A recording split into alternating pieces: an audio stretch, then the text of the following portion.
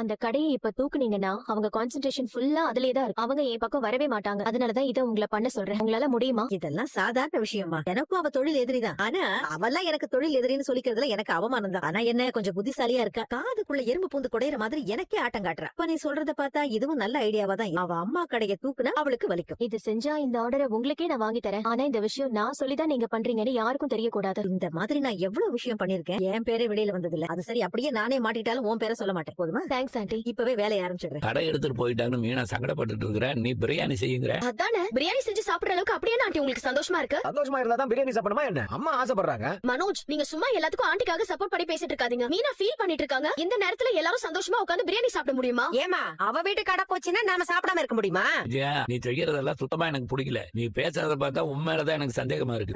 ஏங்க எனக்கு என்ன வேற வேலையே இல்லையா? இவங்க வச்சிருந்தது பெரிய ஷாப்பிங் மால். அத நான் சதி பண்ணி இவங்க கடையை காலி பண்ண வச்சுட்டேனா? எங்க எல்லாத்துக்கும் நான் தான் கிடைச்சேன். உங்களுக்கு ஒரு பிரியாணி சாப்பிடணும்னு சொன்னது குத்தமா?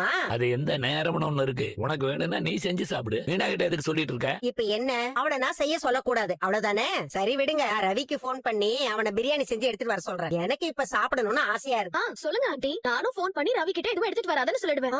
ஏன் நான் சாப்பிடுறது உனக்கு பிடிக்கலையா? மீனா பாவம், அவங்க அம்மாவோட கடை எடுத்துட்டாங்கன்னு ஃபீல் பண்ணிட்டு இருக்காங்க. இந்த நேரக்ஷன் பண்ற மாதிரி பிரியாணி சாப்பிடணும்னு சொல்லிட்டு இருக்கீங்க. ஏமா நம்ம வீட்ல நடந்தது இது அவங்க வீட்ல நடந்த விஷயம். உன்னை யாரும் பட்னி கிடக்க சொல்ல. இந்த நேரத்துல நீ பிரியாணி கேக்குற பாரு,